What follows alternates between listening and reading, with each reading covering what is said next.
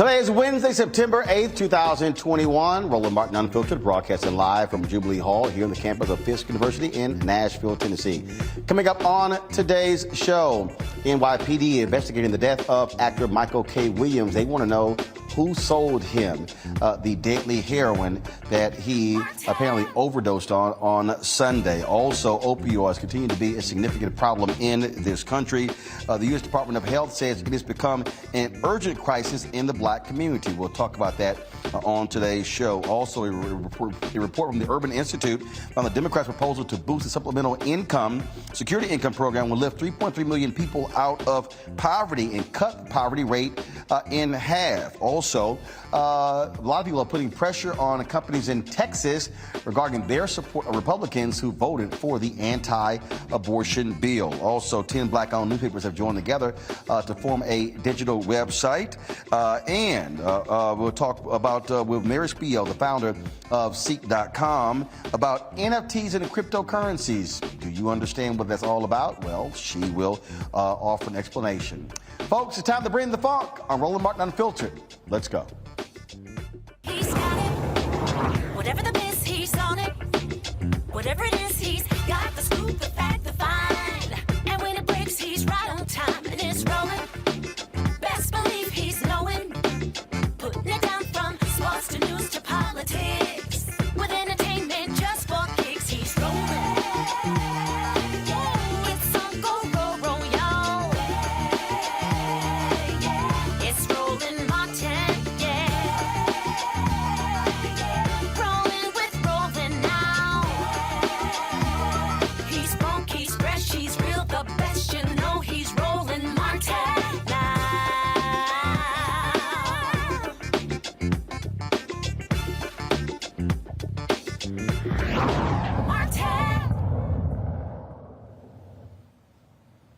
In New York, the police are launching an investigation into the death of actor Michael K. Williams, who was found dead on Sunday in his Brooklyn apartment at the age of 54. They want to know who sold him the heroin that was found in the apartment. He died at his dining room table. The autopsy is yet to be performed on Williams, but they still want to know exactly what caused his untimely death. And again, the NYPD, they want to find the drug dealer who sold William the drugs. Now, keep in mind, of course, he had a long history of substance abuse. He openly talked about it, and many thought that he had actually beaten it, was on the path to recovery. But that was not the case. And again, dying at the age of 54 on Sunday of apparently a heroin overdose, waiting for the autopsy results. Autopsy is yet to be conducted. Now, keep in mind, opioids continues to also be a significant problem in the black community, killing black folks at an alarming rate. According to researchers, opioid-related deaths in the black community have nearly tripled as their white counterparts are beginning to see a decline in fatalities. According to the Centers for Disease Control and Prevention, in 2015, opioid overdoses accounted for 6.6 out of every 100,000 deaths of African Americans. In 2019, it's now 17.1. Now, that's a huge jump. While overdose deaths among whites took place at more than twice the rate as blacks as recently as 2015, currently the rates have closed. As of 2019, opioid-related deaths accounted for 19.1 deaths per 100,000 in the black community. Overall, nearly 5,000 more black people died of an opioid overdose in 2019 than they did in 2015. This continues to be a significant issue. Keep in mind, we talk about opioids. Originally, doctors were not prescribing African Americans opioids because they feared black folks were trying to get high. That's why I said racism actually helped black folks in that case. But we continue to see the opioid crisis and how it is taking the lives of more and more African Americans every single day. Adrienne Alexander Allen is the author of My Parents Have a Drug Problem. And we'll be talking to her in just a second. I do want to bring in also my panel today, A. Scott Bolden, former chair of the National Bar Association Political Action Committee. Amisha Cross is a Democratic strategist, political commentator, and also Reverend Jeff Carr, founder of the Infinity Fellowship here in Nashville. Last name might be familiar, y'all. Every Thursday, you see his brother, Dr. Greg Carr, here on Roland Martin Unfiltered. And so, Jeff, glad to have you on the show. We're going to go to the author in just a second, but let's talk about a combination of the death of Michael K. Williams, but also these opioid deaths.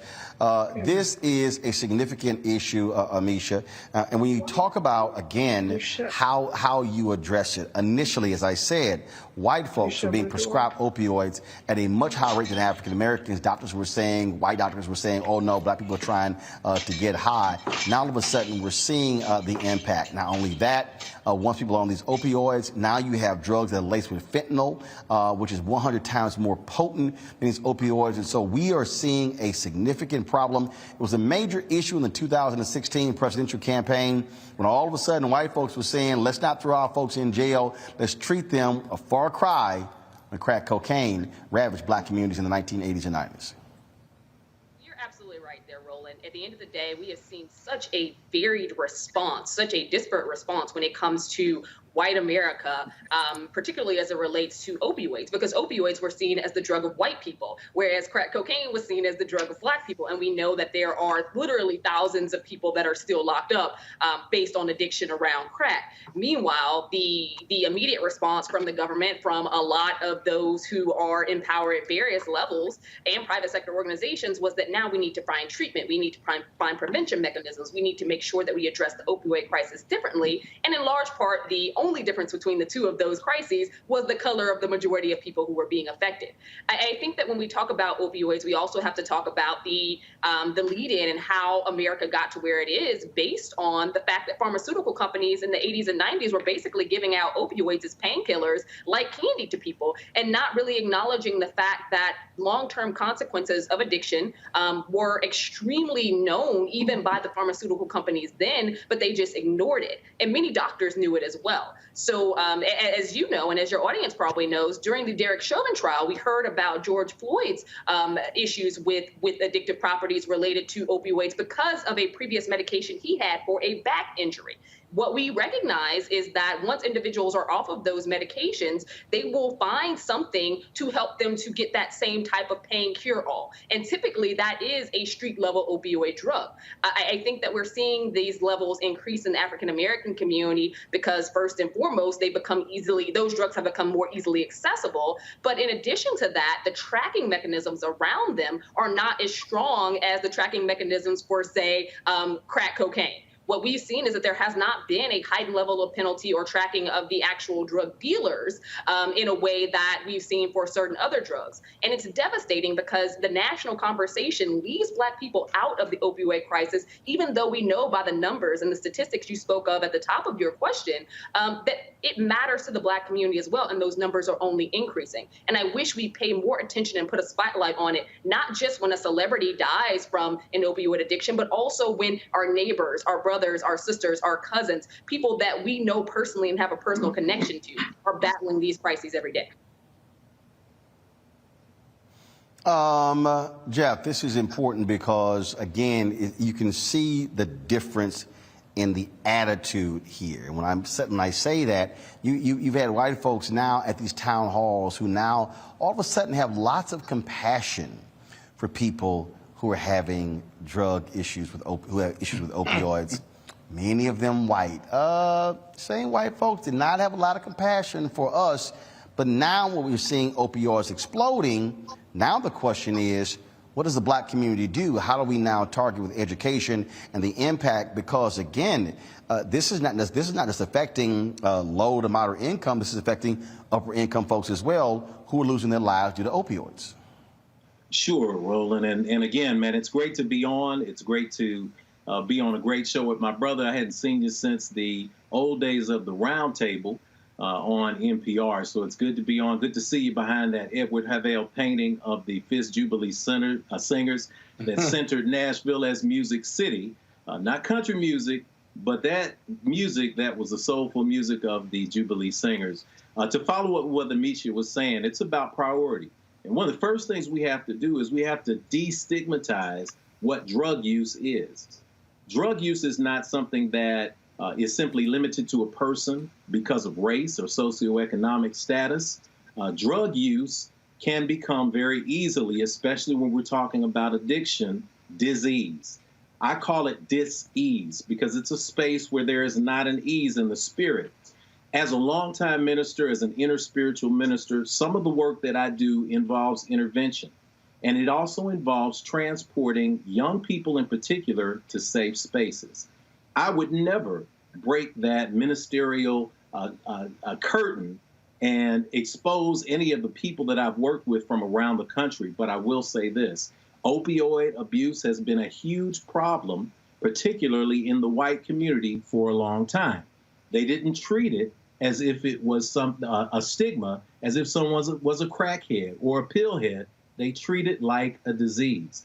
I have been inside homes where a child has a room that is bigger in square footage than my house in a private jet.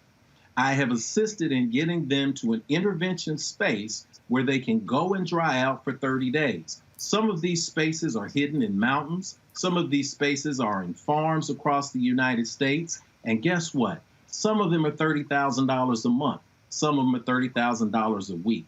Celebrities, famous people from all over the world come to get treatment for disease. We can be very easy.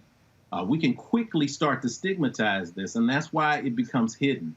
We put this energy underground because we start calling people crackheads. We start calling people addicts. And we start saying, hey, don't let your cousin in the house because you know they're going to steal everything you got.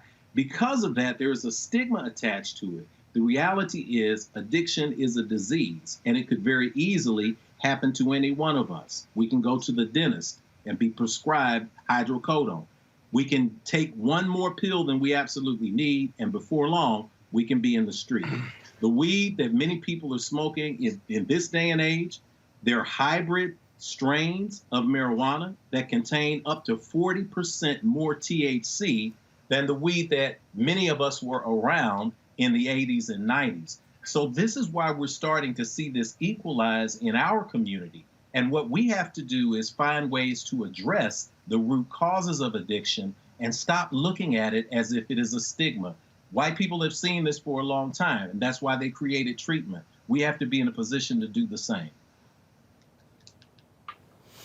So, Scott, look, when we talk about information coming to our community, the targeting, if you will, a campaign, an initiative, I mean, that's really going to have to be at play here to now deal. I mean, those opioid numbers are staggering to go from 6.6 to 17.1 per 100,000 in just 4 years. Yeah, I agree with you, and they're keeping those numbers, and it's the numbers of African Americans where those numbers are going up. Let's be real honest. Drugs have always been part of America. There's a supply and demand, and black people and white people are part of that demand. But black people have always been overcounted and white people undercounted when it comes to the drug demand and the drug jurisdictions. I'm a former prosecutor from New York. I can tell you the courts are filled with black people and brown people. They weren't filled with white people. There's more white people in America than black people, and more white people do drugs than black people. It's just proportional. It's got to be. It's a very practical application. Not saying there's anything wrong, but I will tell you this, Roland. I was with Marion Barry when he got out of jail for smoking weed, right? And I remember he was running for mayor, and he went to the white part of Ward 3, and they really gave him a hard time. I mean, they called him a crackhead, and the media connotes crack with crime, which is why it was treated like a crime. And then obviously now the opioid crisis with white America, now we've taught them that it's a health issue conveniently for them. But I remember Marion Barry's response was that my problems with alcohol and drugs have to do is under the public spotlight. Your problem with alcohol and drugs and your family's problems with alcohol and drugs, it's just not on the public spotlight. You're no different than me. You have someone in your family or you are addicted to drugs or alcohol. So don't judge me, if you will. And I got to tell you, he overcame that crowd of people that didn't look like him because he spoke from the heart. It is a national, it is an American problem. And so this isn't Democrat or Republican. It's got to be all of us in America. You reduce the demand, you put drug dealers out of business, the ones who are middlemen and the ones who are higher up. We just can't get rid of the demand. I want to go pull in my guest, author Adrienne Alexander Allen. Adrienne, glad to have you on the show. So obviously these are significant numbers. So the question now is, what is going to be the campaign to begin to teach and educate people about the dangers of opioids? How are we going to reach African Americans on this issue? Roland, first and foremost, thank you so much for having me. I'm excited to be here. It all speaks to education, as we said. But one of the main issues with education is that we aren't educating the masses. When it comes to dealing with addiction, opioid use, abuse, and all types of drugs, we are dealing with the addict first and not the family. We know that families are affected. We know that children are affected. So we need to do mass education when it comes to teaching people about the effects of opioid addiction. When it comes to these things, people act as if it doesn't matter, it doesn't happen. As you mentioned, they created this opioid epidemic in 2017 when in the 80s and 90s, like you said, we weren't getting that same attention with crack and everything, heroin that was affecting our communities. And, we see the characters that Michael K. Williams and others on The Wire play. Those are real life individuals that each and every one of us have come in contact with. And so we need to start educating more about the effects and the youth that are affected by drugs, because this also, we are missing a whole demographic of people. We aren't talking to the children who are growing up in these homes with addicted parents and addicted family members. We're talking to the addict, but we're not telling the children, listen, I know this is your life. This is what you were born into, but you need to learn that this does not have to be your reality going forward. And if we start touching these children, because as we see, each generation has become more enamored with drug use and making drugs popular. And so we need to teach them that when you die from drug use or drug abuse, you can't come back. You see your friends pass away, like that should be a learning and a teachable moment for you to understand that drug use is real and that you need to be better educated on the effects of drug use. This fentanyl that we're seeing now, when you see it, fentanyl, is lethal in small doses. You touch it and you can die, you can overdose. You don't even have to ingest it. So we have to use more education when it comes to drugs and drug use. One of the issues that you also have to deal with is the racism that was initially in all of this, where you had white doctors who were not prescribing African Americans opioids. But we also, though, have to have a real federal drug policy that is not one focusing on criminalization, but there's one that's focusing on treatment. Yeah. Yeah. I think that for me Adrian? personally, Yeah, go ahead. growing up in Baltimore, we saw the methadone clinics. We saw, quote unquote junkies. We saw them using a drug to counter the effects of other drug use.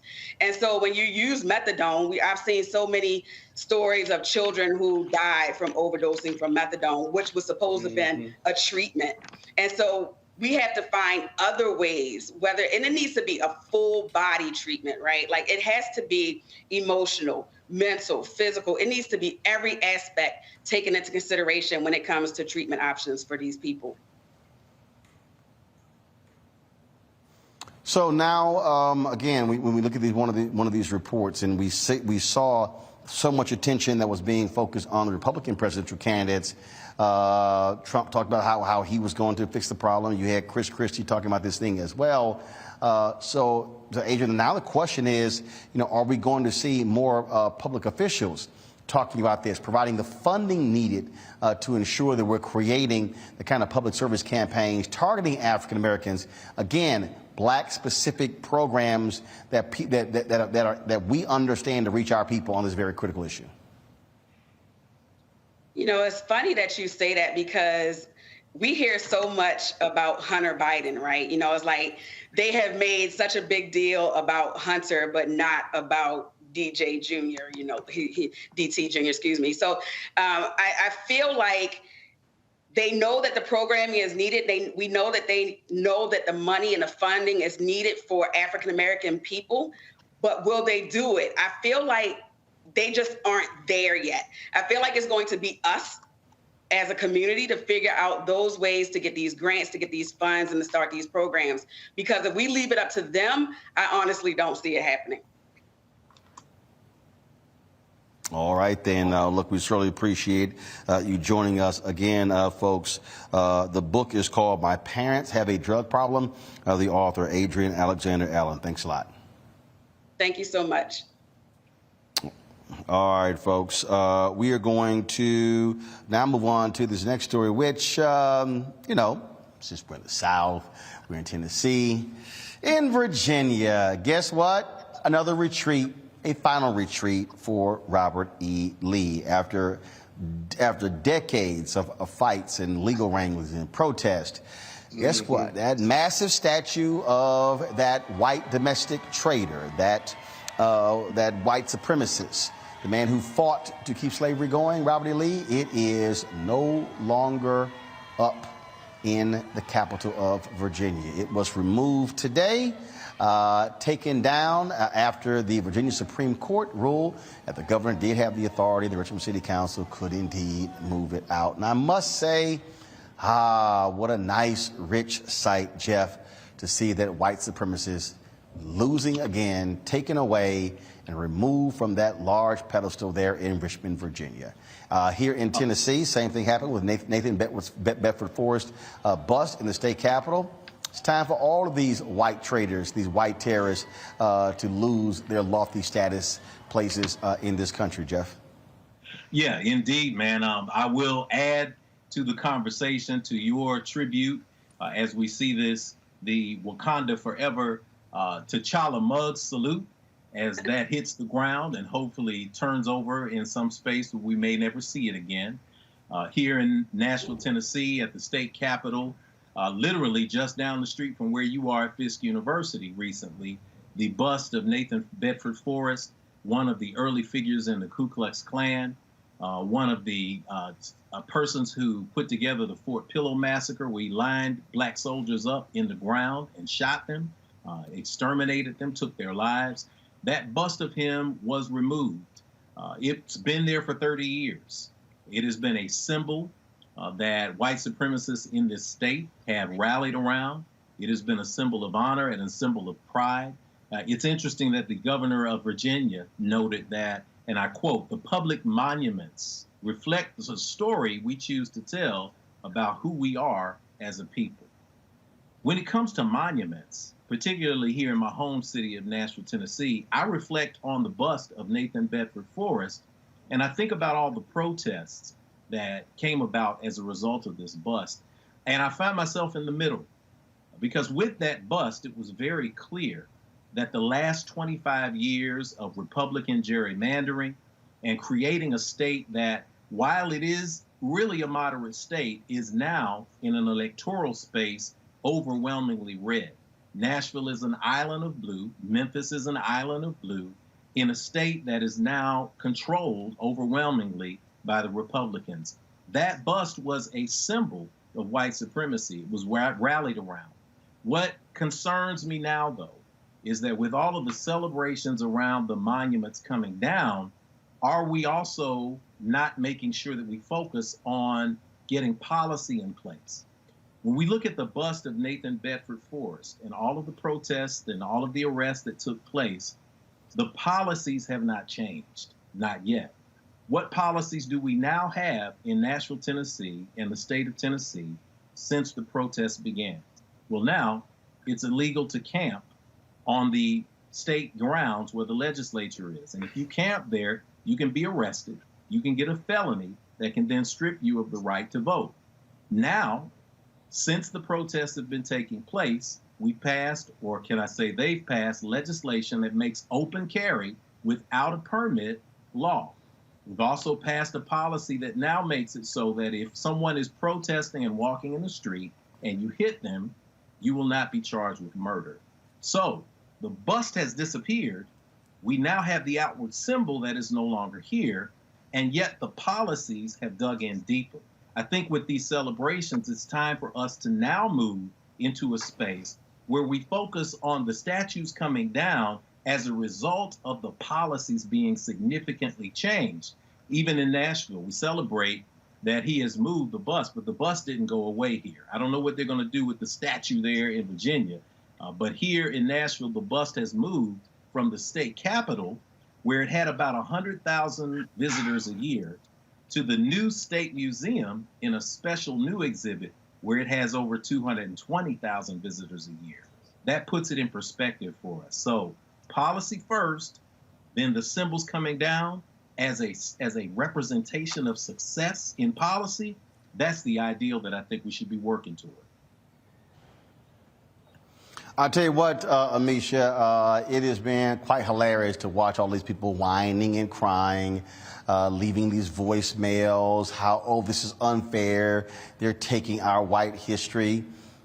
Look, we know you have folks who have these white supremacist feelings, oh, but this is not the case. Bottom line is, every single Confederate monument that is up in this country, whether it is a statue, a bust, a painting, a plaque, all must come down. Fine, stick them in museums, but there should be no places of honor or glory for any of these white domestic terrorists.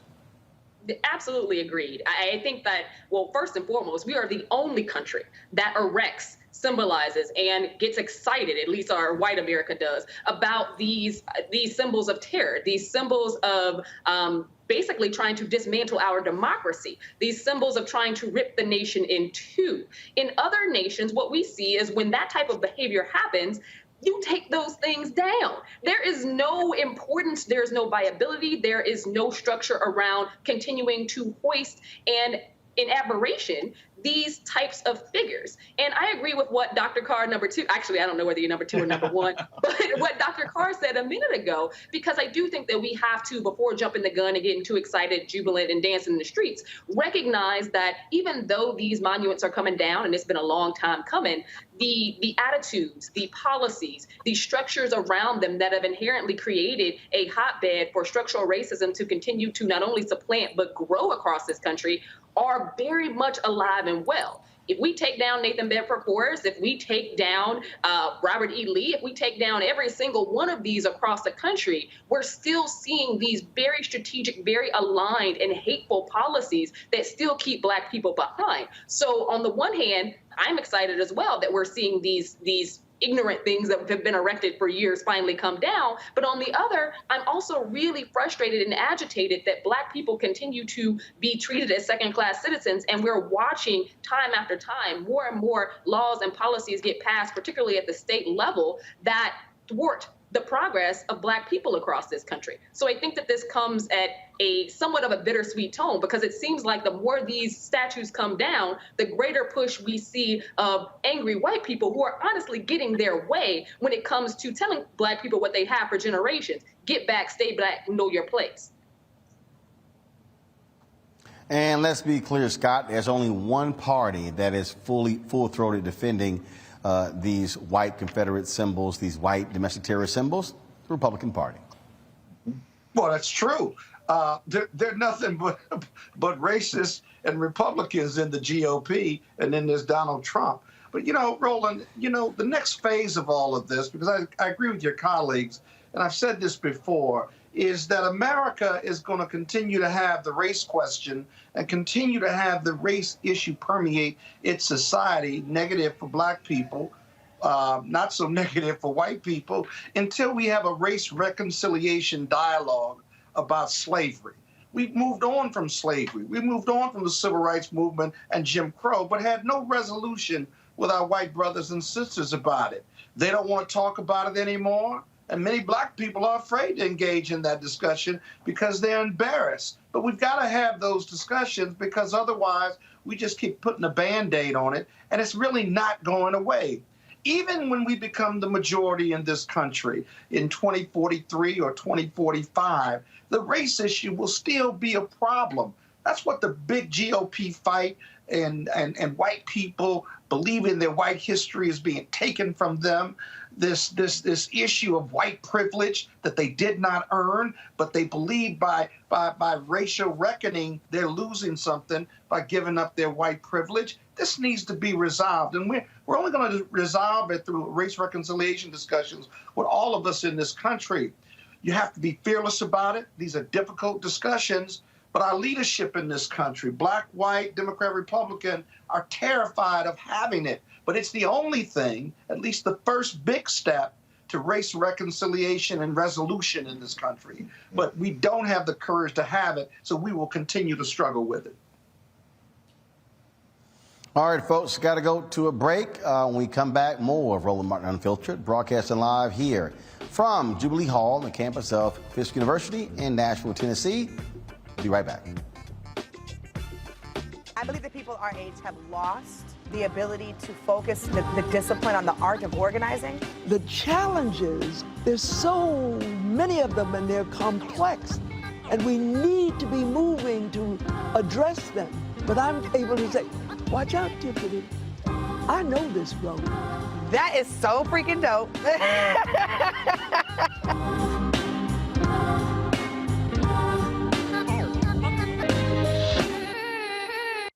Floyd's death hopefully put another nail in the coffin of racism. You talk about awakening America. It led to a historic summer of protest. I hope our younger generation don't ever forget that nonviolence is soul force. Priceless.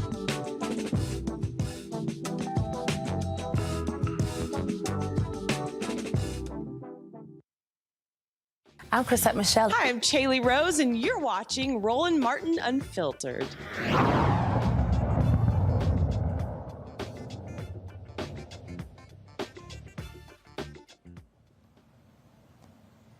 All right, several major corporations have been outed for their donations to Texas Republicans who voted for the anti-abortion bill that recently went into law. The site Popular Information and Ultraviolet compiled a list of major donors who said they donated to lawmakers on both sides of the political spectrum. The monies are not a sign of support for particular bills. The following companies have donated more than $100,000. AT&T, Charter Communications, Berkshire Hathaway, Exelon, United Health Group, Union Pacific, Chevron, Charter Communications, Farmers Insurance. Now, the new bill in Texas bans abortions after 6 weeks, causing outrage from abortion advocates nationwide. So the question, Amisha, these companies say they support both sides, but what do you make of people who say they're not going to be targeting companies as a result of their support of Texas Republicans? This is very similar to what we saw in Georgia as well. At the end of the day, Roland, I don't think that there is a both sides debate to when it comes to basically limiting women's right to choose.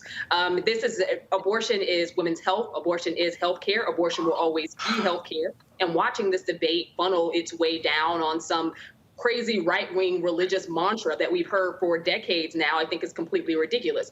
What I do see with these corporations is that by and large, they are being honest here. They have donated almost equally in some cases in states where there are Republican leaders as well as Democrat leaders across this country. They basically hedge their bets on who they can call at any given point in any given state to have a bill sponsored or passed that actually fits their bidding. So I think that we do have to keep that in mind as well.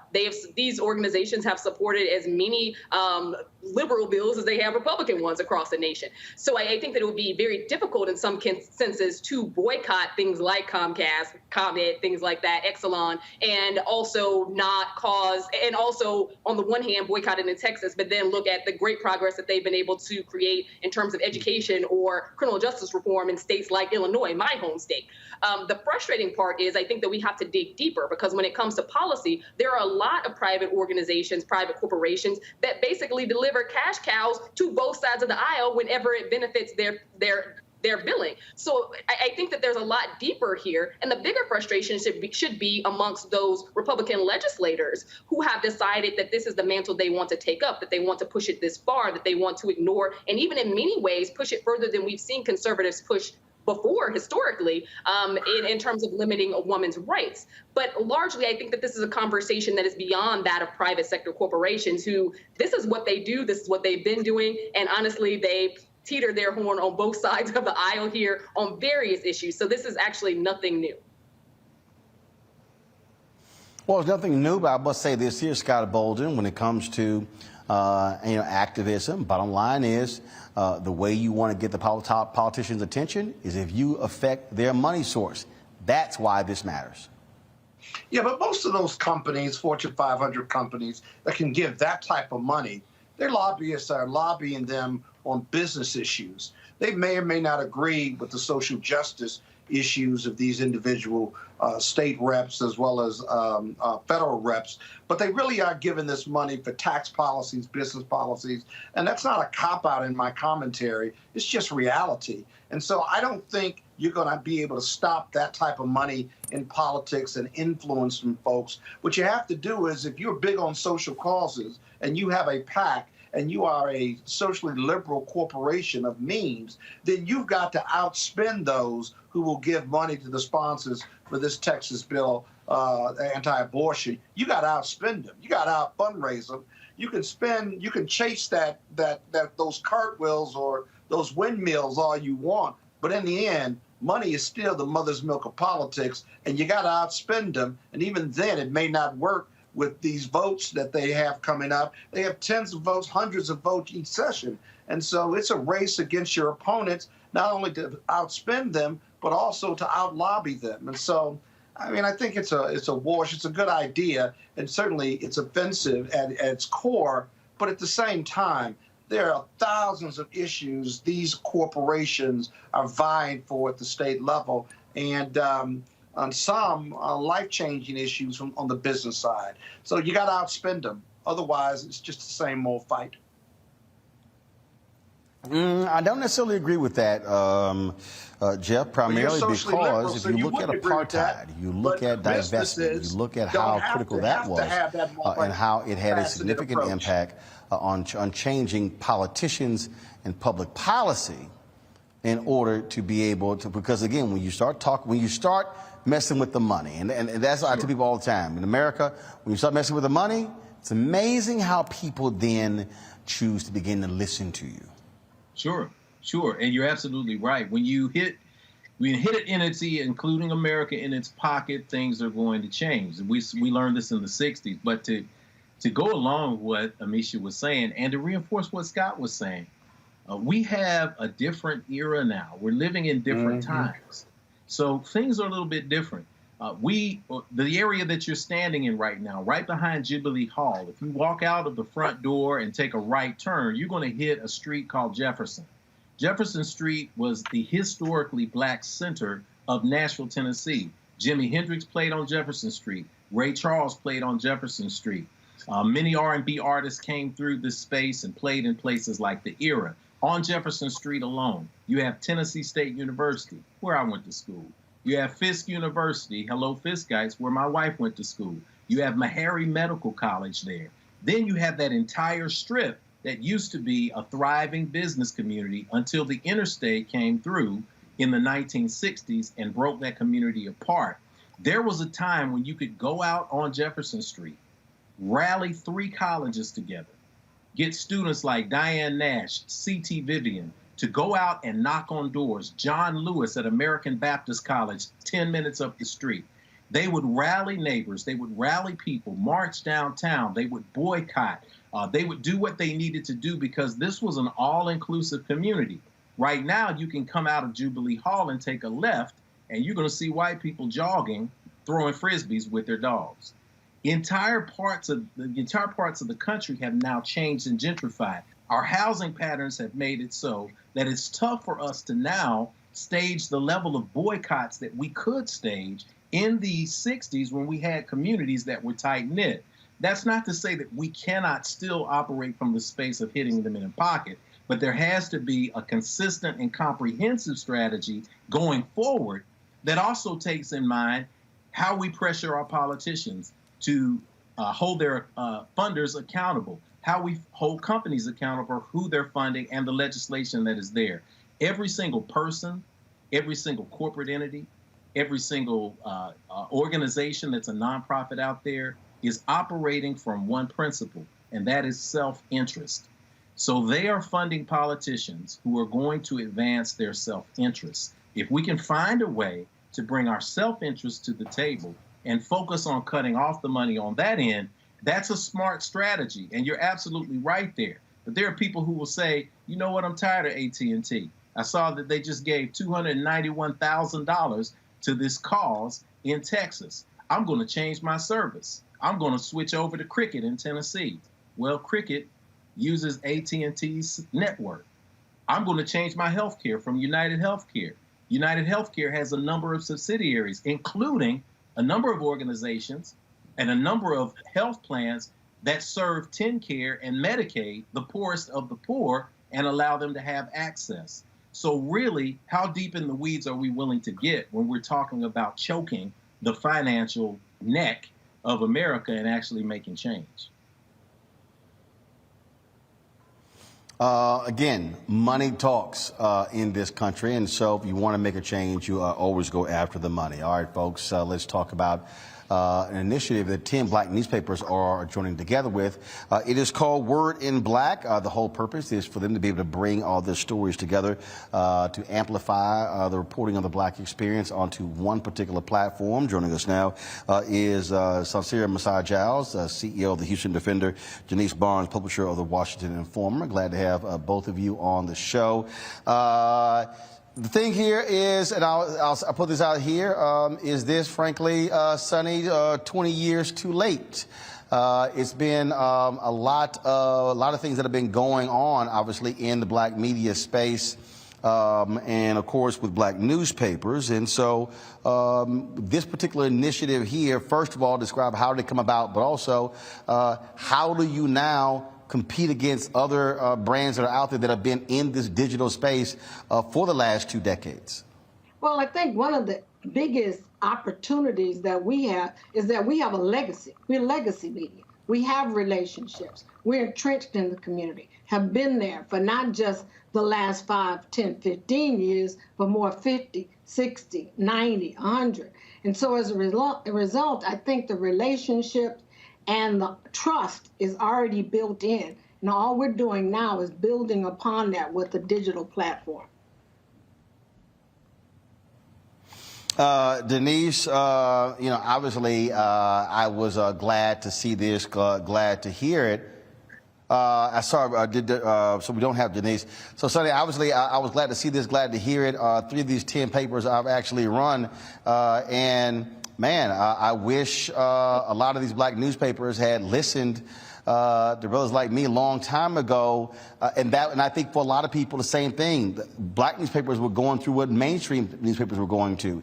That is, we're so dependent upon that print model and was not seeing that train that was coming. And for a lot of people, they waited way too late, and now they're trying to play a serious game of catch-up. Well, and you could call it catch-up, but you could also say that the technology today, Roland, is much cheaper, much more efficient, much more effective, and reaches a much broader audience than it did back in the day. At that time, I think it would have been nice for us to have jumped on the train, but I think to a certain degree it could have been premature. Because with social media's introduction into the digital world, it's changed the landscape. And then you have all these different new platforms that are also creating new opportunities to access different parts of our community. One of the things that I have heard for the longest from so many people is that, oh, we can't afford this, it's too much, it's too difficult.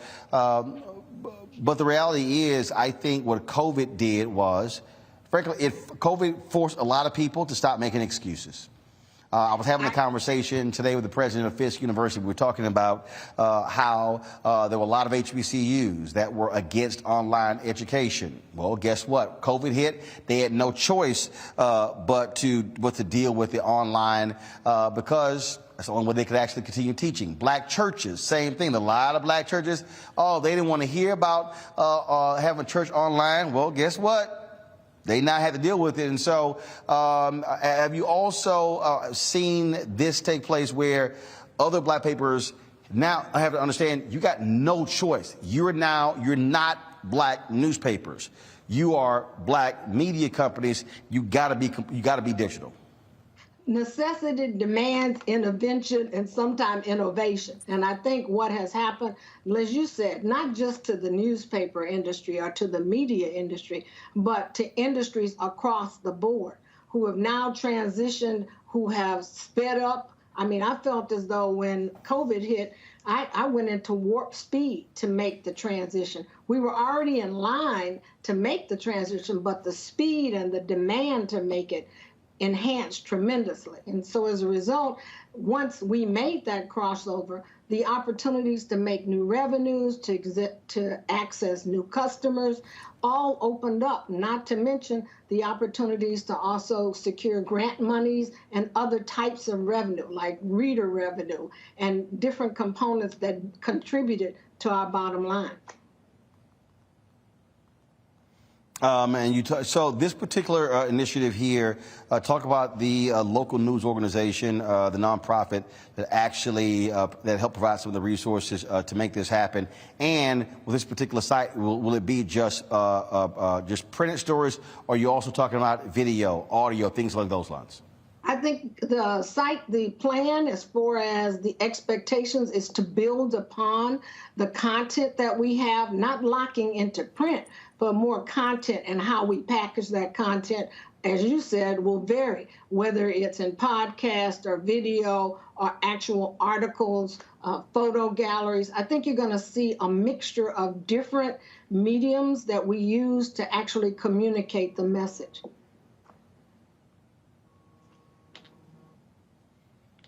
Let's see, got questions from our panelists. First off, Amisha, what is your question for Saucere Messiah Giles of the Houston Defender? Absolutely. First of all, thanks for being here. We obviously know the importance of Black media and the segmentation that has happened across the board. Being a Chicagoan, I watched with sadness as Jet basically fell because of the lack of integration into the social media space and into the digital space. To what ends has the work that you've done or looking towards the future actually helped to move some of these very, legacy-based Black media into this new era and, created an audience for them in particular, because a lot are still, kind of struggling in terms of how to envelope themselves in the digital media space?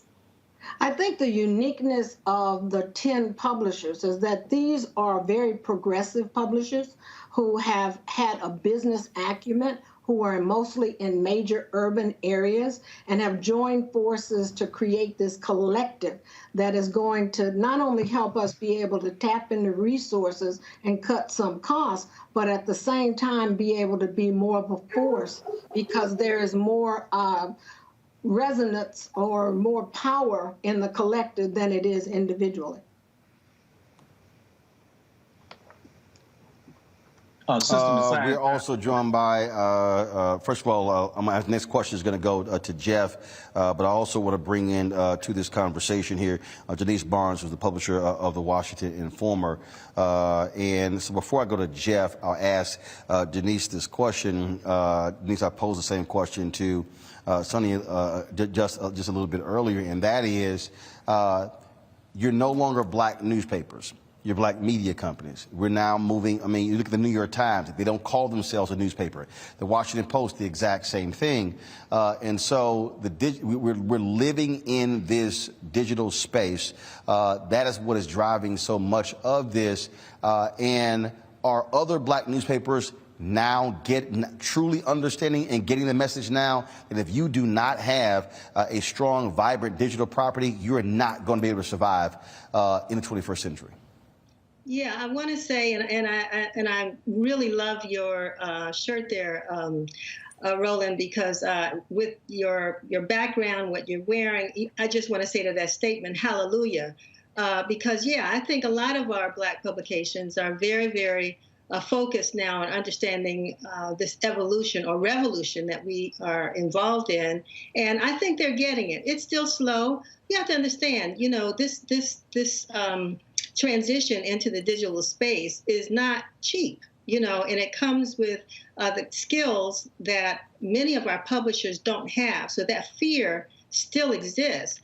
But the point is that those of us, and I think Sonny said it really well, that the collaboration is what helps each one of us to reach one of us, to bring each other forward. And so it makes we're not afraid of talking to each other about what we don't know and to help each other with what we do know. So collaboration is the key, and it's the force that is bringing us into the digital age.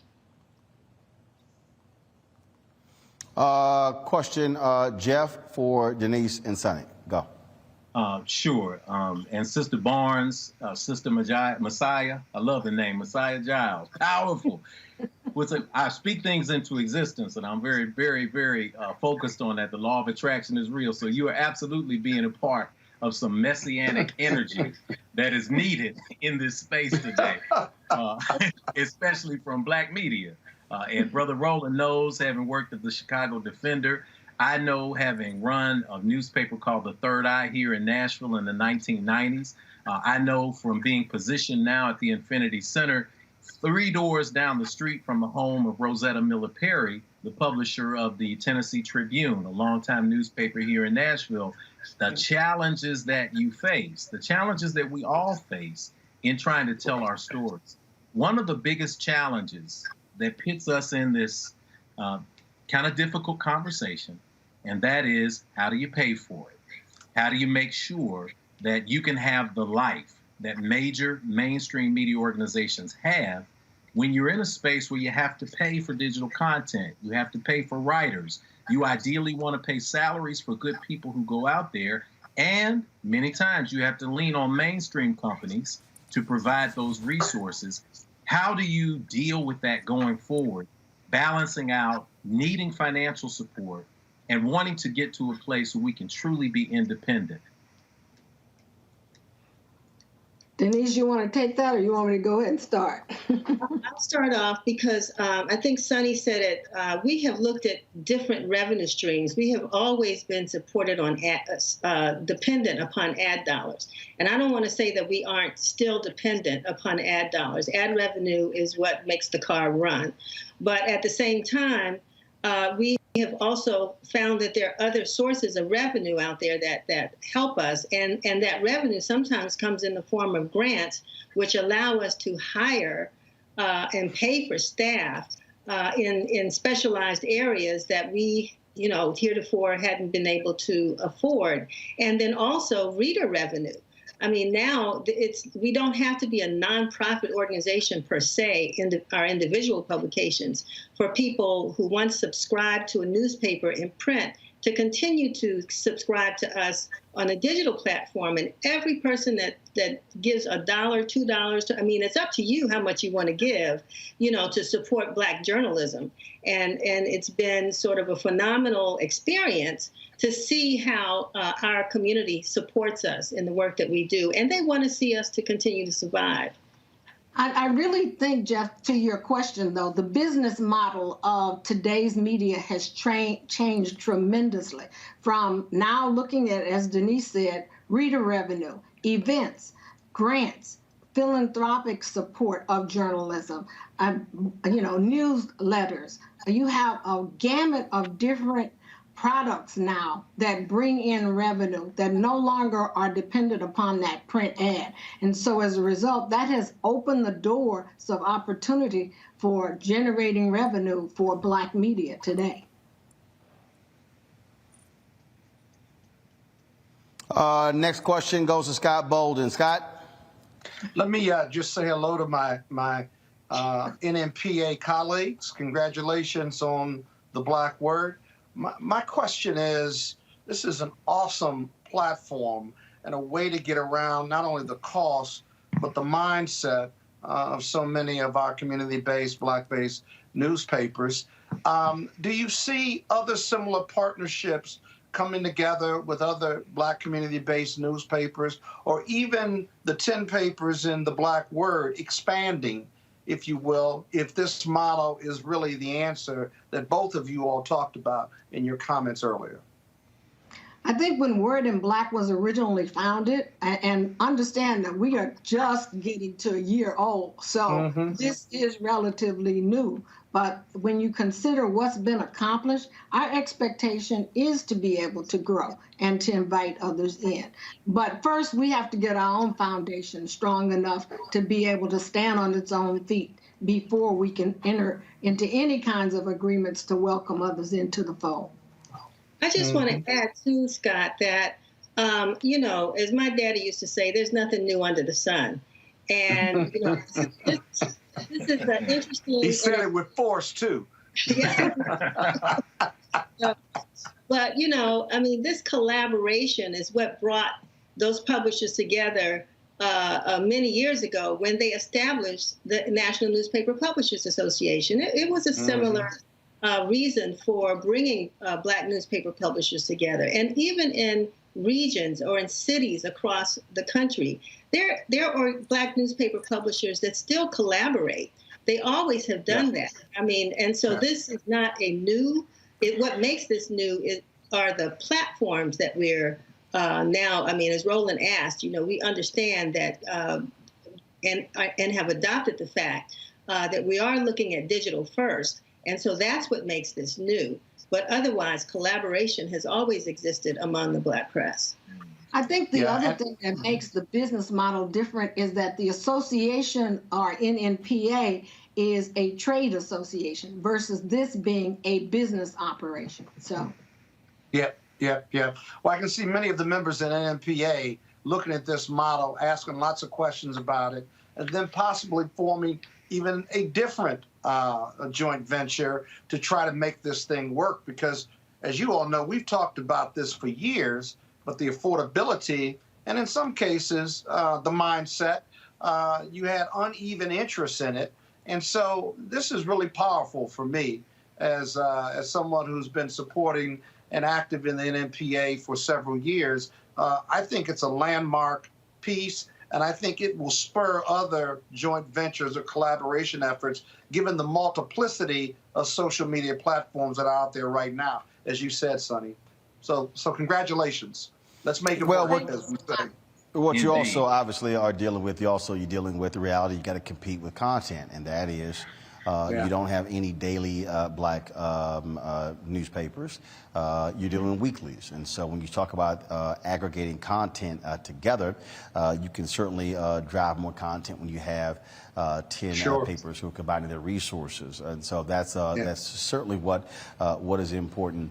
And again, we're also seeing the shift, if you will, the dollars that are moving from your traditional television linear, radio linear, traditional display in print, moving to the digital side as well. But where, and this is the key, and I'll ask both of you this, last question for you, is having a site is one thing. For us, having an app is one thing, but also it's building the scale, because now when you start talking about to those advertisers, they're going to want to see metrics. Same thing, of course, which is a lot different when you talk about readership and circulation.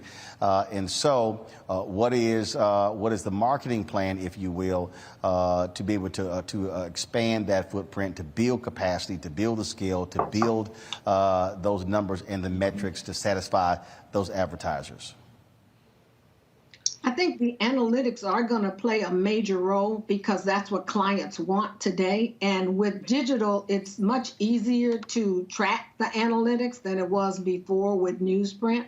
I think that the direction and the marketing of Word in Black right now is to use initially the newsletter product to push the information out to those. And by the way, we welcome people to go to wordinblack.com and please sign up for that newsletter to actually experience the Word in Black.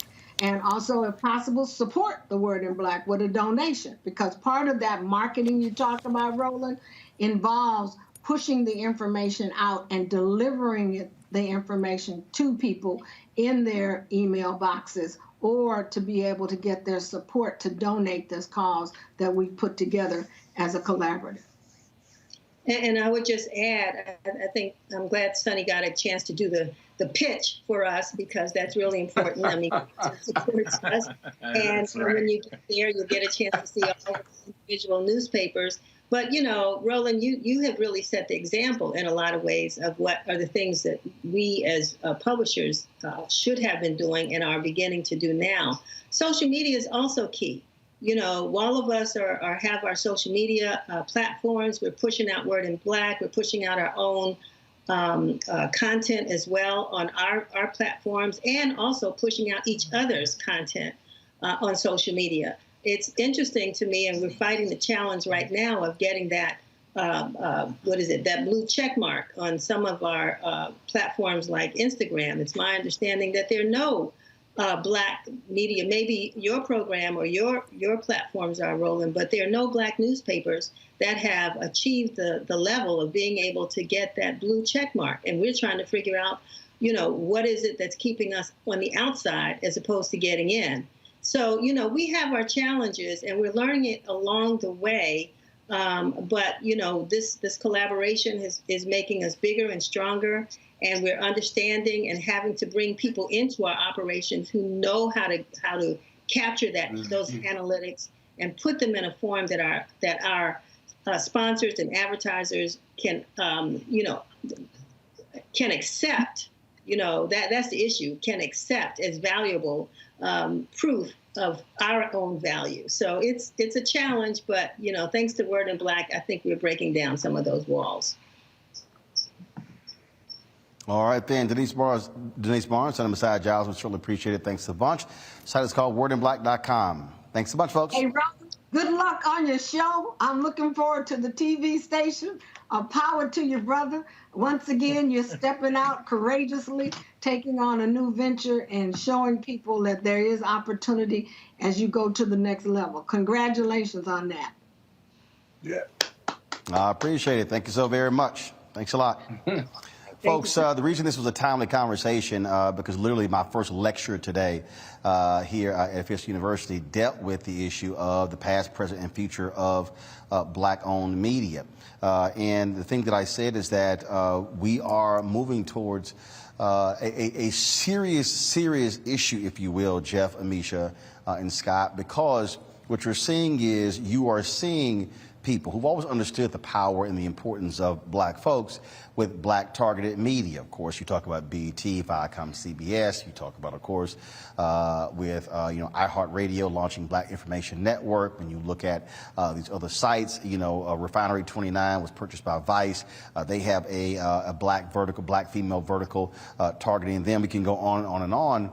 But the thing that I said is that, look, Black-owned media has to be able to own our space, control the narrative, control the voice. Otherwise, we're going to be asking somebody else permission to tell our story. And Jeff, that is very, very dangerous. It's very dangerous because when you have to ask someone else to tell your story, they are then determining whether or not the story even gets told. And then they assign who tells the story and how the story is told. And so one of the things that I said to the students that were assembled here, I said, you have to understand where you move your eyeballs, the money follows. And so they also have to be cognizant of these things as well, because it's very easy for people to get caught up and they say, well, sure, yeah, you got Black media out there, but the bottom line is, if your eyeballs are on MSNBC, on CNN, they're not on Roland Martin Unfiltered. If your eyeballs are on Complex and not on Black Star Network, but what's going to happen is those same companies are going to use the metrics against us and say, eyeballs are over there, not with you. Our money is going over there. Exactly. And there's a long history in this. We see this happening in industry. We see it happening in social media. When we make a platform popular, those who have the capacity and the resources to actually build out that model, they immediately jump on it. Right? What we're seeing in Nashville is something similar on a church level. We're seeing Black empowerment. We're seeing our music now taking off in a number of ways. Large white evangelical organizations, including the Southern Baptist Church, in a way that many people would never think about, are now starting to plant churches in Black neighborhoods. And they will come in and they will pay Black pastors and scholars in residence tons of money to come into Black neighborhoods and to draw people in with the kind of talk, with the kind of walk, with the kind of look that is now becoming popular in the industry, so to speak. But there's little to no freedom there, because these are not independent organizations. The minute that organization gets too big or too Black, the resources can be withdrawn. It's the same with media.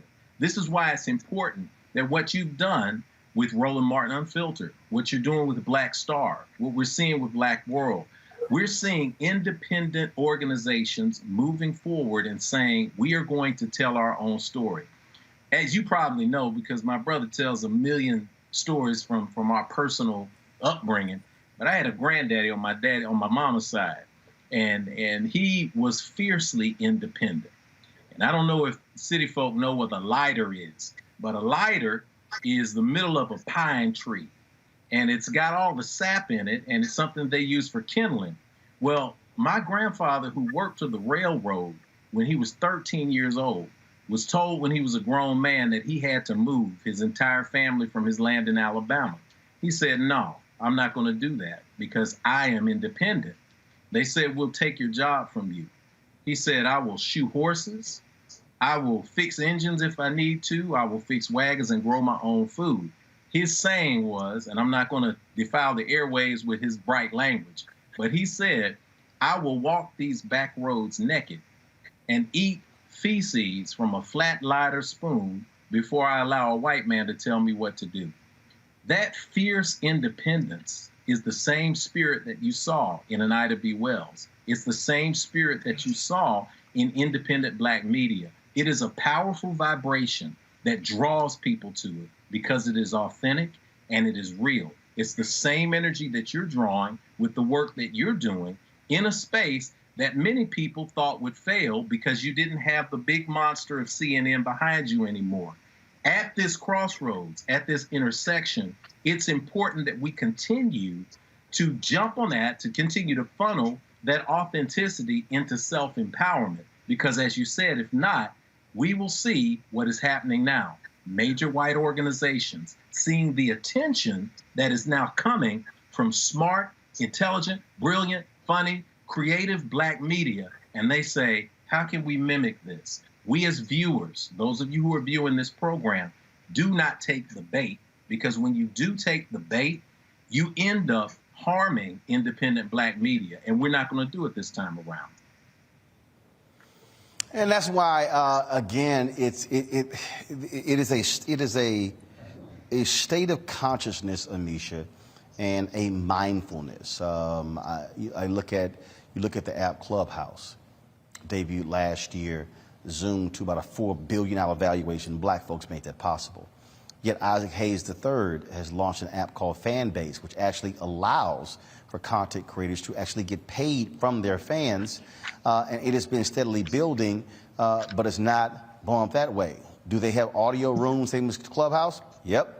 Can you post photos and videos like Instagram? Yep. Black owned.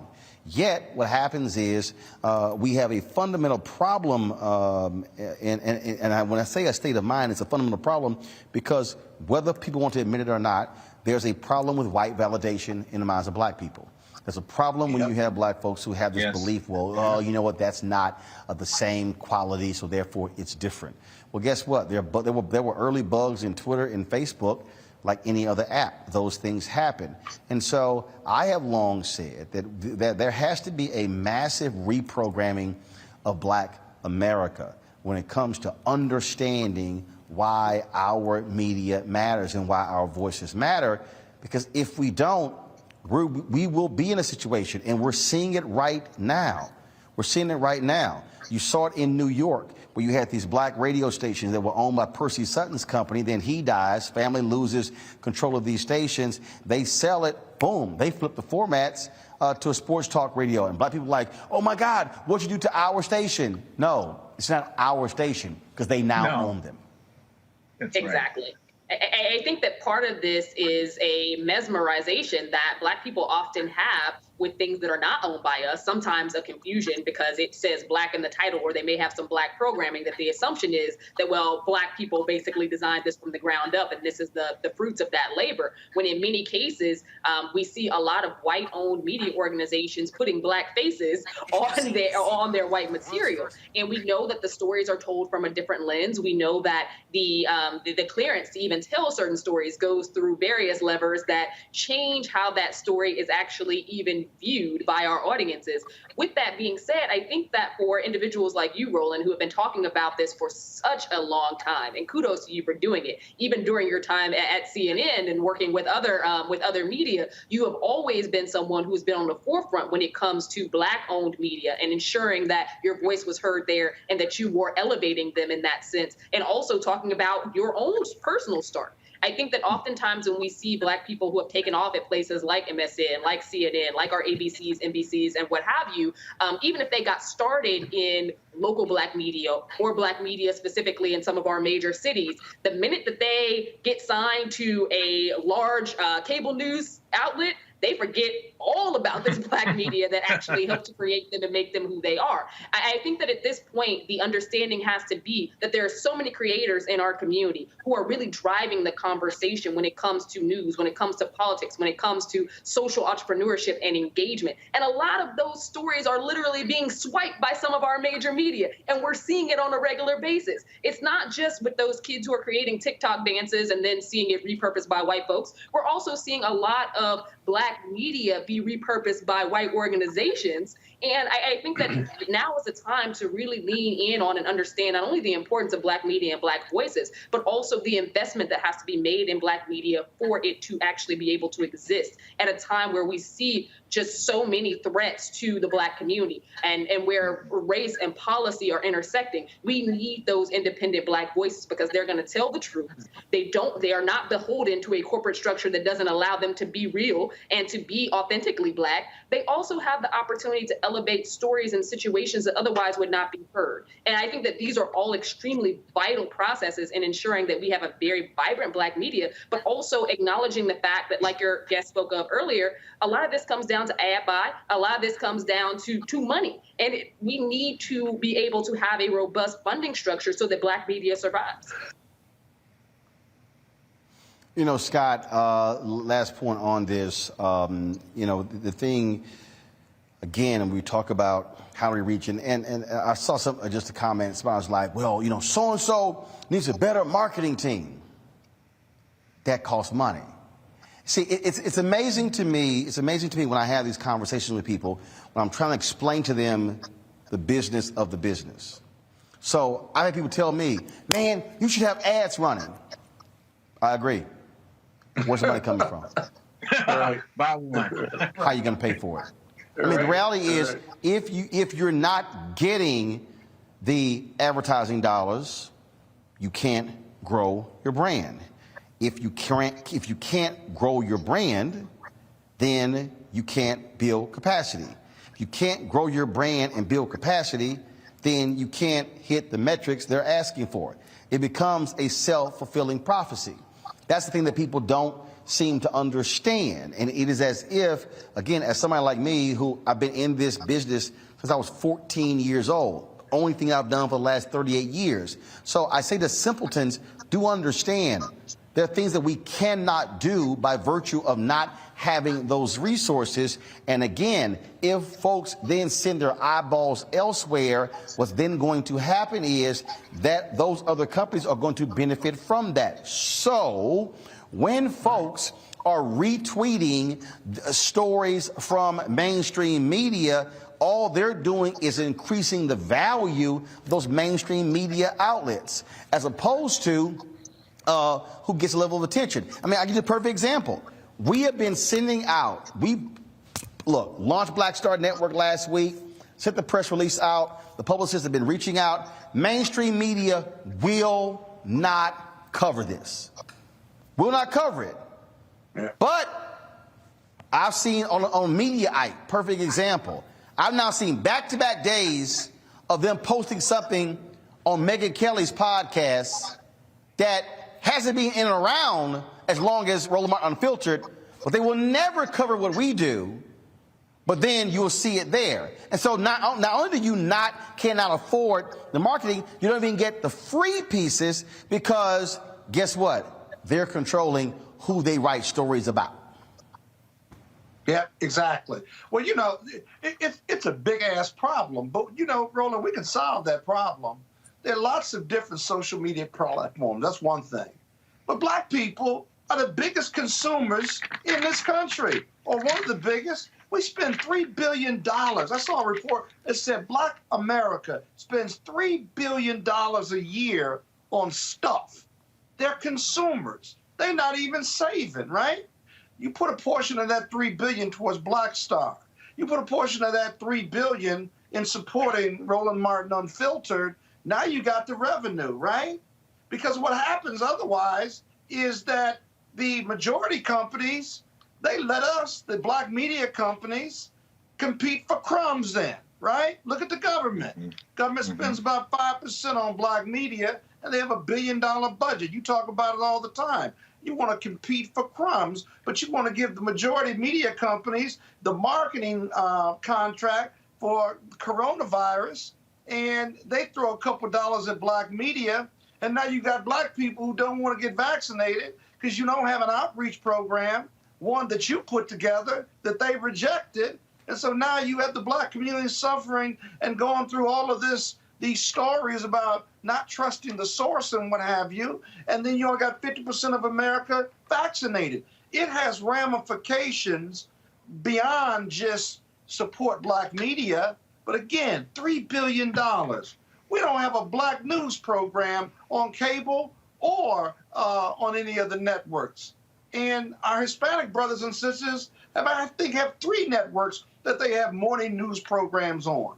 And so the juxtaposition is rooted in hypocrisy, right? We got $3 billion, but we don't invest in ourselves. You got people calling you and texting you and doing social media to you about, well, you ain't got no real show, because you ain't on the network or you ain't on cable, but you're a trailblazer in social media and this digital platform, which is really, to be honest with you, the next big thing. It's the big thing now, and you're going to see more of these programs coming your way. And so black people got to be educated, but they got to be committed to their communities and committed to black people, because nobody's going to save us but us for us. And that's not changing, whether it's 2021 or 1970.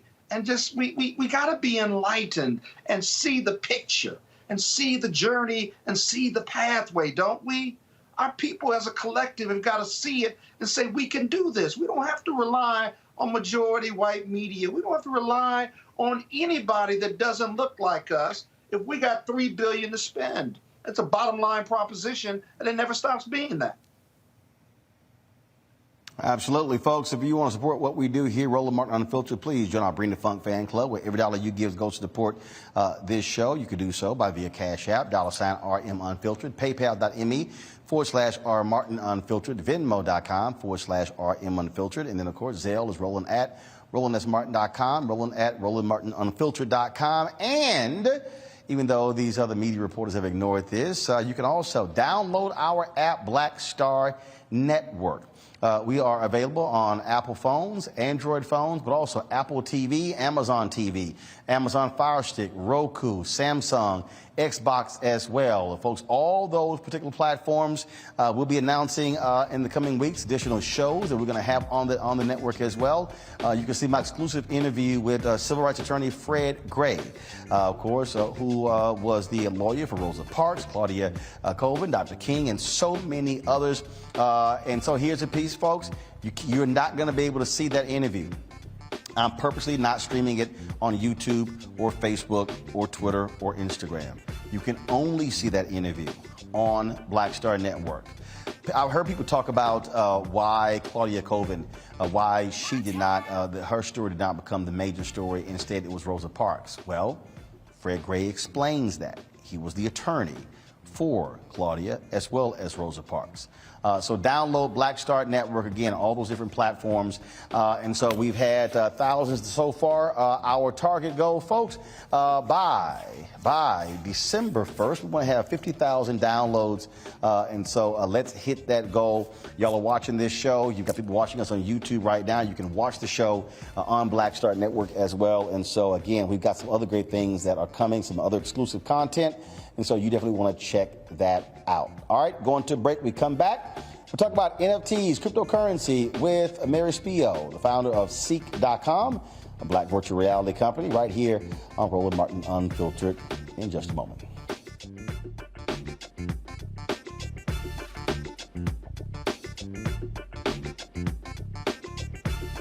White supremacy ain't just about hurting black folk. Right. We got to deal with it. It's injustice. It's wrong. I do feel like in this generation, we've got to do more around being intentional in resolving conflict. You and I process. haven't always agreed. Yeah. But we agree on the big piece. Yeah. Now, conflict is not about destruction. Conflict's going to happen.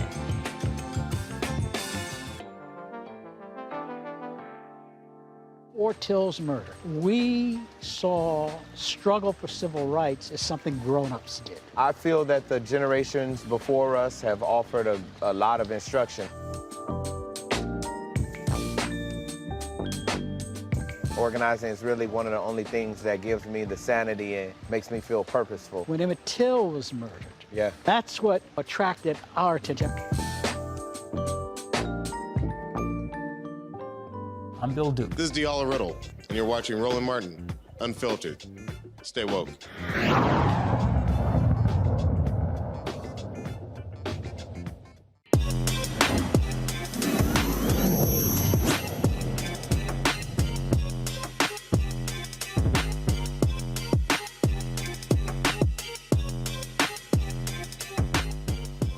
All right, folks, Tech Talk segment sponsored by CEEK.com, virtual reality company founded by Mary Spio.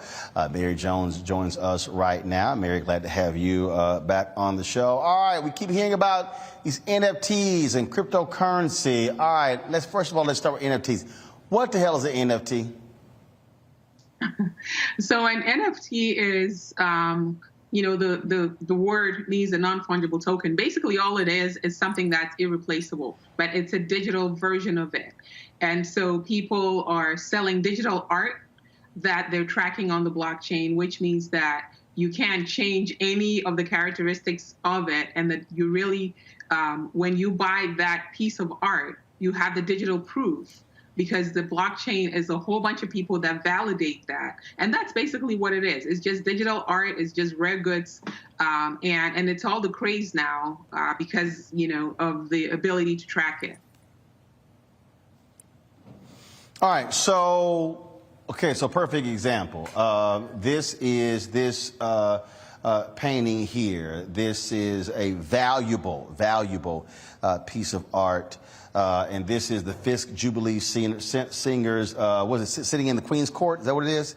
Queen Victoria's Court. Okay, so, again, folks would love to get their hands on this. And so how would this work for an NFT? So how would that actually work? So the way they're doing physical art now, like some people would take a picture of the physical art, they'll put it online, and then they'll burn the only copy that they have of the real thing. So now it becomes available in the digital world, and you can sell it, and then you can just continue to sell it. But you really can track that this is the only copy that you have of that digital art, and that's basically what it is.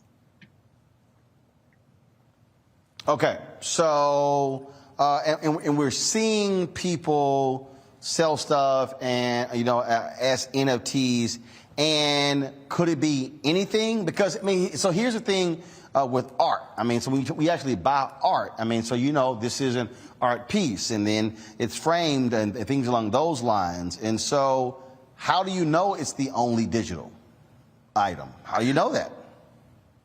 So if you have that particular version and you put it on an NFT platform, which we have our own NFT platform that's coming with a lot of artists, musicians that are going to put their stuff on there.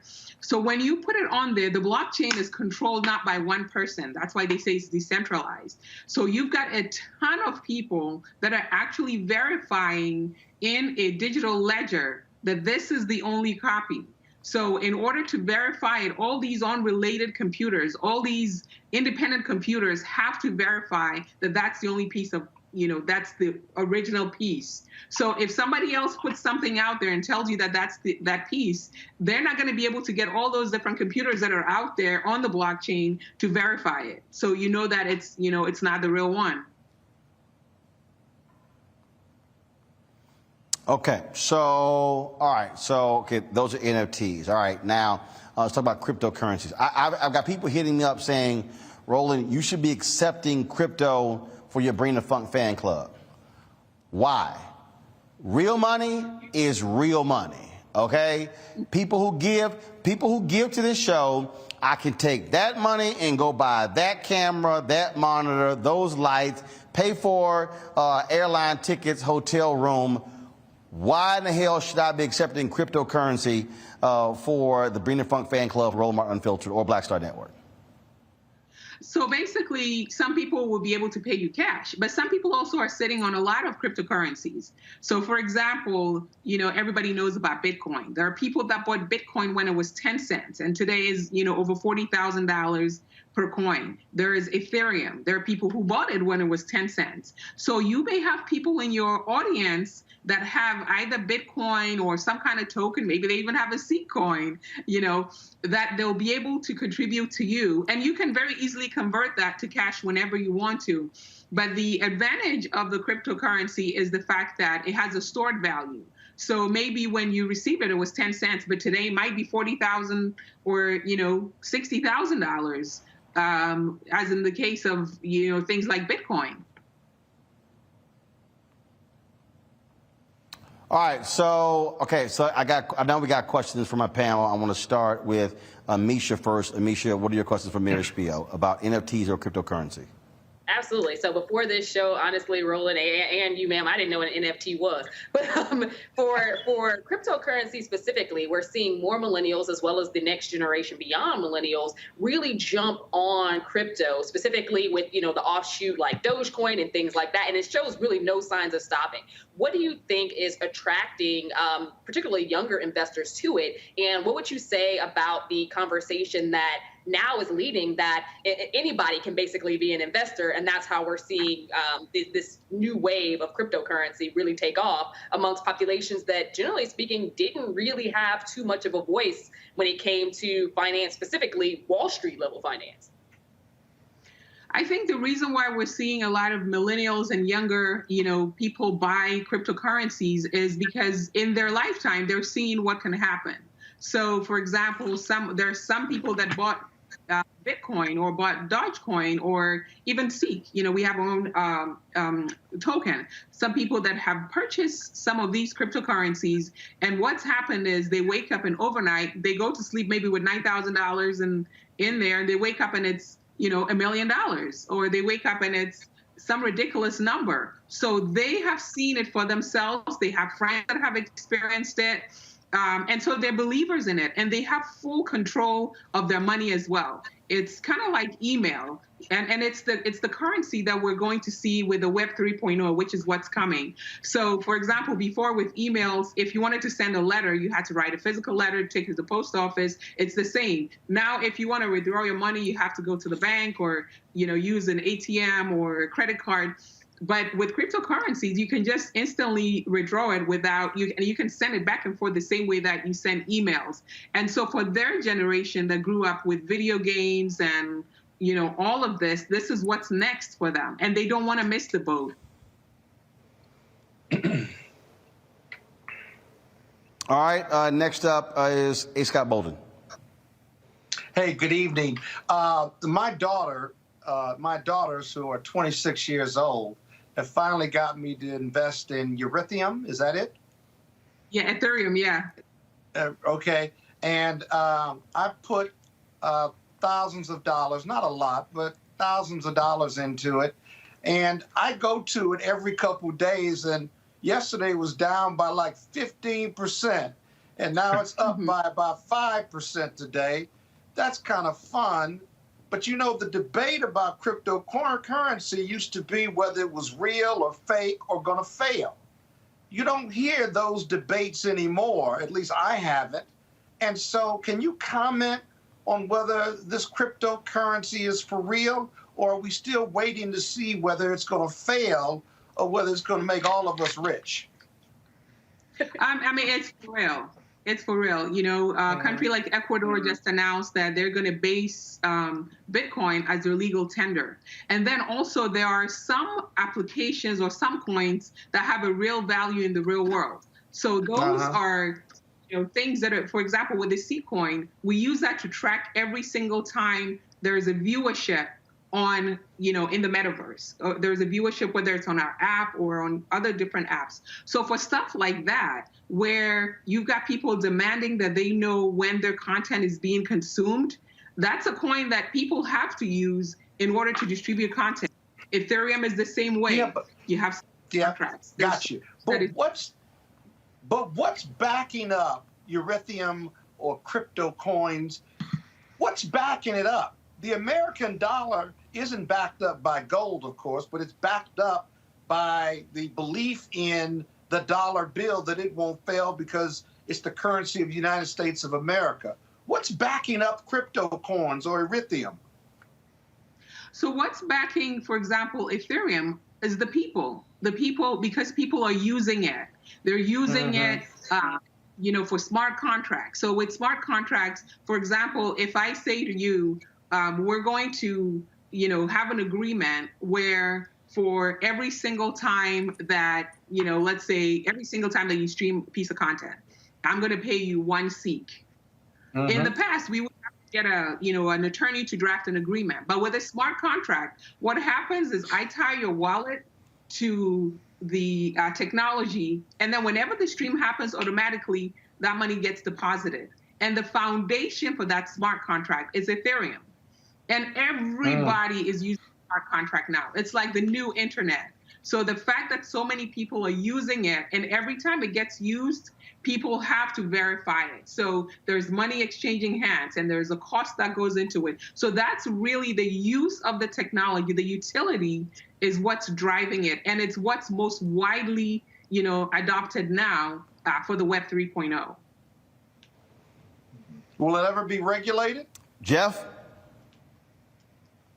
They're trying to.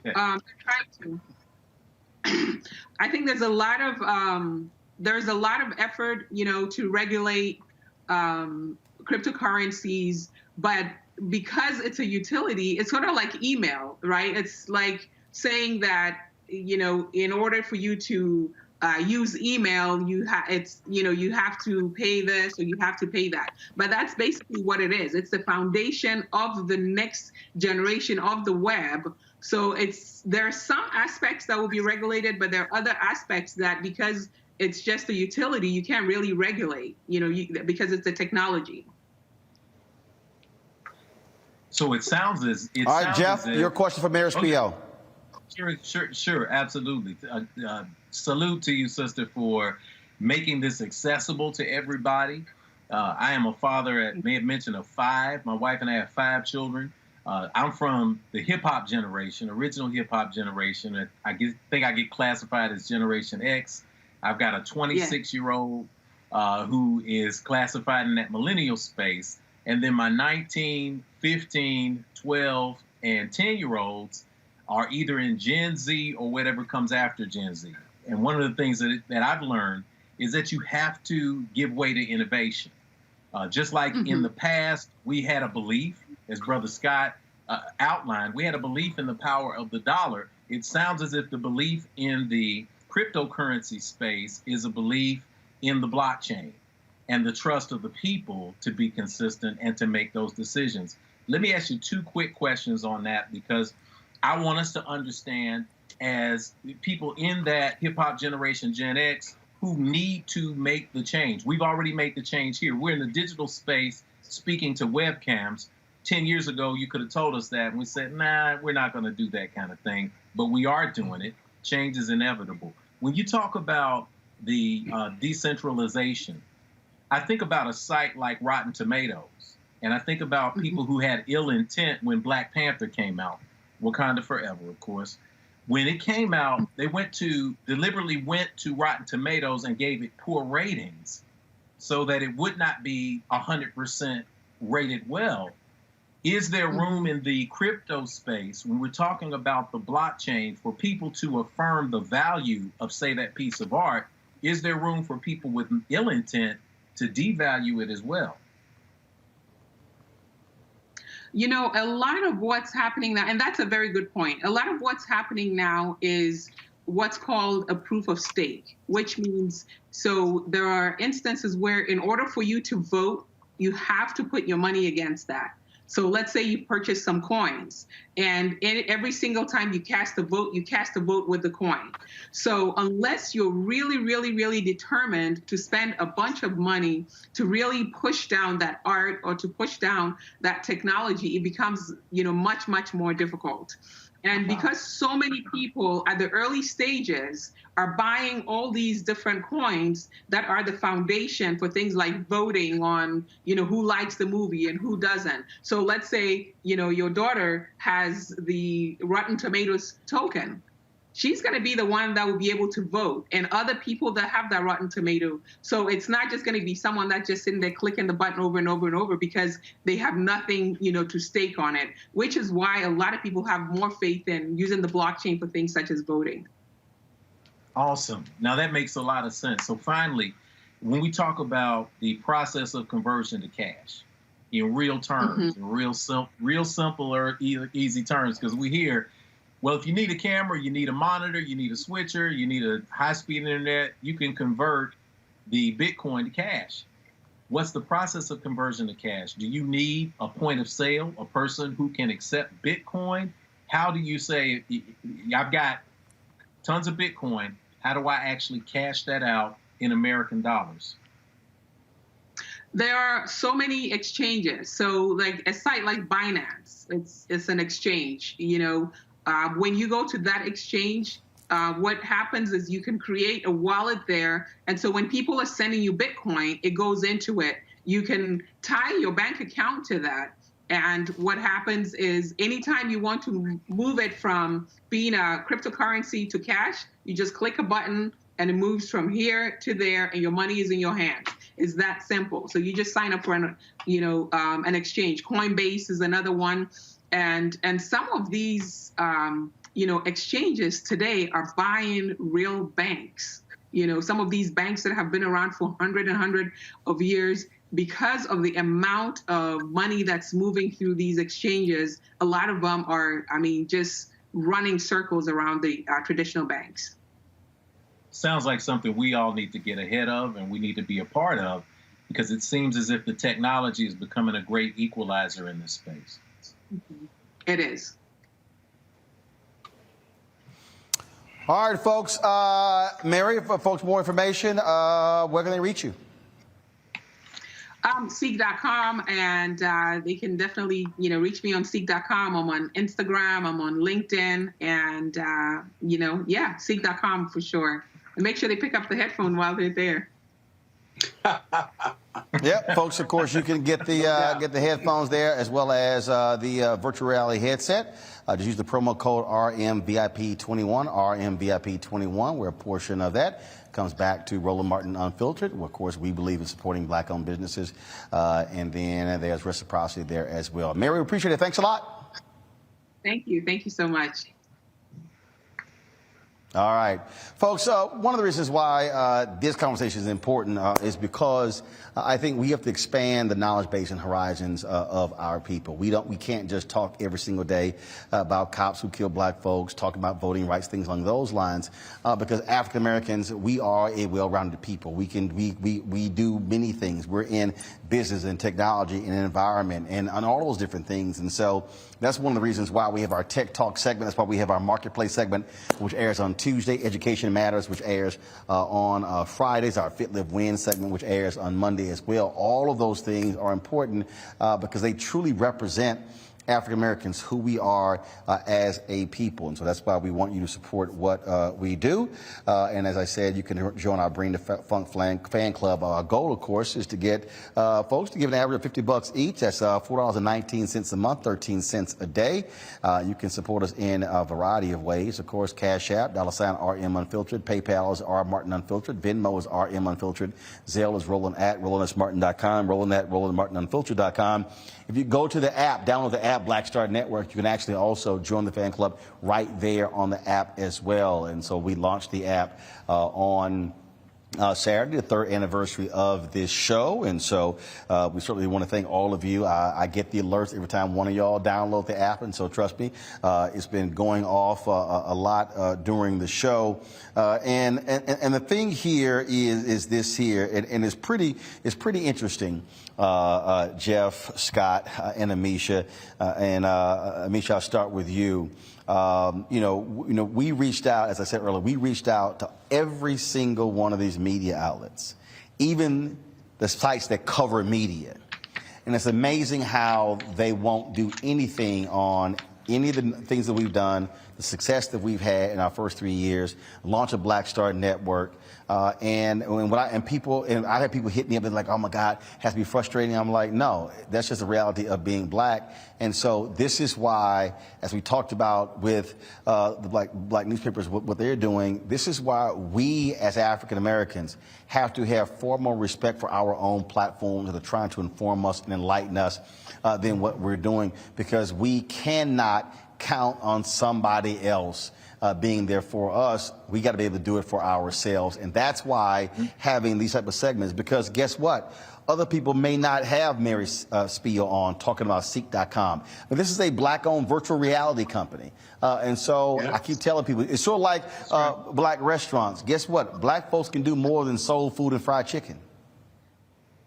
Exactly.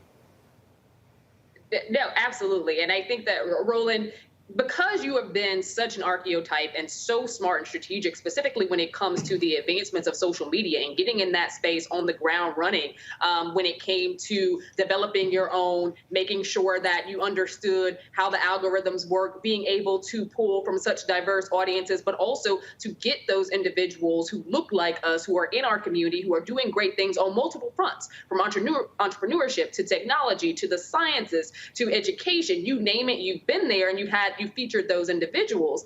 I don't think that I assume that it is frustrating. It'd be frustrating for me. I don't think that level of support is going to come, or that level of press releases or national attention around just how groundbreaking this is, because we've seen time and time again the difficulties of even cable news networks trying to jump into the digital space. We know this because of the millions of flops of places like Fox Nation. We know this because of the emphasis that CNN is right now putting on expanding into this space, expanding into the streaming space. We know that is the wave of the future when it comes to, and the future is now, when it comes to news and media. And you were there long before anybody else was, and have worked through the kinks, have showcased that this is possible, have showcased that you could build an audience, that you could sustain. And I think that that's one of the blind spots of national media and even some of these media-focused groups that actually publish stories about media, because they're not giving the attention to something that has meant so much to so many people and has actually laid the groundwork and designed the map for a lot of the cable news networks that are now finally deciding to invest in and seeing the importance of the streaming platforms. You know, the thing is, Jeff, is interesting. Yesterday, got a call from Fred Gray, and he sent me an email. I called him back, and he said, first of all, he said, we saw the interview on your new network, and he said, I got to say, out of all the interviews I've ever done, he said, that was the most comprehensive and best interview done. And I was like, look, I just teed it up. You answered. He's like, no. He said, you asked the right questions. But the thing is this here. Here is a black man. Here is a civil rights attorney that a lot of people have no idea about. And this is why our platforms matter, when we can tell that story, and they're not going to give them the attention. We just finished doing a series of interviews in L.A. that we're preparing, talking to Richard Lawson, Glenn Turman, Jack A., the director, Bill Duke, Mario Van Peebles, Michael Collier, Jeffrey Osborne, these in-depth conversations. And again, you're not going to see that level of attention. Last night, our Michael K. Williams tribute, that was almost an hour and a half. Guess what? On mainstream, yeah, they'll do something. It'll be small, but it won't be as extensive as that. And I just keep saying to our people, look, don't fall for that shiny object where, oh, they're wonderful and great, and it's like, oh my goodness, CNN, MSNBC, and Fox, and ABC, and NBC, and CBS, and Bravo, and all of that, because you know what? When it's time for those critical issues, they're not going to be there and truly be there for us. No, they're not, nor should we expect them to. Anytime we look at the history of our sojourn in this country, we recognize that we create, we innovate, they co-opt and maximize. It's the history of the country. That's just the way it goes. And, you know, when we talk about expectations, there's an old saying that in life, you get what you inspect and not what you expect. So you are, in essence, this program is in proof and in theory, a voice crying in the wilderness. Robert Frost. Two paths diverged in the woods, and I took the one less traveled by, and that has made the entire difference. When we put ourselves in proximity to whiteness, mainstream media, individuals who've never had our best interests at heart, but would use us for labor, intellectual labor, moral labor, creative labor, to maximize their profits. One of the scriptures that I turn to is the gospel according to Ice Cube in Death Certificate. Quote, here's what they think about you, end quote. When we have those awakening moments, it hurts because the expectation is that we would have been folded into the society in a little bit better way. But when we inspect the way things work, we can find ways to innovate and to create, especially now. When you create a new path, it's going to be lonely. So I'm saying this to you as much as I'm saying it to Scott, as much as I'm saying it to Amisha, as much as I'm saying it to the founders of CEEK.com and Black World. This is our unique time right now. Yes, we will feel by ourselves. Yes, we will be looked at as if we are strange. Yes, we may be hated like Dr. King was hated when he was walking the earth. Yes, we may be hated and ignored like Malcolm X, like Harriet Tubman. Really, when people are innovating, the number one way you know you're doing something important is that people think you're crazy and they don't want to get on your bandwagon. When you turn the tide, however, everyone else will follow. So the work that is being done right now by the innovators in this world is creating the shoulders that the next generation is going to appreciate. We don't see it in the short term, but as Ayufabaro Anelli reminds us, when you plant one seed, you can plant 30 seeds. If only one of them sprouts, the fruit that comes from that plant is immeasurable. So you got to plant anyway. So I will end my comments with a great pitch for you, because I know the value of reminding people. This thing does not work until we put our money where our mouths are. So when we subscribe to this new platform, when we inform people through Black Star and we turn our eyes here and keep them here, we will reach the space where we have the capacity to find, discover the next generation, to empower them, and to create generational wealth, not just in finance, but in culture, in history, and in independence. And this is the work. And the thing here, Scott, that I keep saying, guess what? All of these streaming platforms, they want those black eyeballs. Netflix, Hulu, Paramount Plus, BET Plus, Prime Video, black people, and this is the thing, African Americans watch TV more than any other group. Second place, not even close to us. So all of these companies are making billions of dollars because of our eyeballs. What I'm saying to black people, take your eyeballs and support black content. Support Quayle TV. If you have a streaming service like Netflix or Hulu, be a subscriber to Quayle TV, where they have documentaries and shows and things along those lines. You got to remember, before Issa Rae was on HBO, she was doing webisodes on YouTube. She was building it that way. And so this is what Oscar Micheaux did. This is what Gordon Parks, Melvin Van Peebles, this is what they did. And in fact, what people have to remember, and when y'all see my Mario Van Peebles interview, he talks about it, that Sweetback's Badass song was so successful as an independent, Hollywood said, we ain't letting your ass make another movie. That's what I think what we have to understand. And so all of these media writers out here, there's a reason why they're not writing stories on the launch of Black Star Network, because they say, no, we're trying to lock y'all out because we don't really want to see independent black-owned media grow and thrive, which is why our customer base in the 21st century, and I literally told the students at FIST this, if it wasn't for black people, the Chicago Defender would not have been the newspaper that it was. It was black folks who subscribed, who read it. The same thing with the Pittsburgh Courier. But you can't have black folks today demand that black-owned media be large, be credible, have capacity if we don't consume it, Scott. Yeah, and it's brainwashing. They also brainwash our people, too, to thinking that, their ice is colder. So if it's not CNN or MSNBC, I can't watch Roland Martin Unfiltered. But again, as I've said, Black people have got to support each other. That $3 billion could go to you and every other Black media company and Black newspapers and empower them.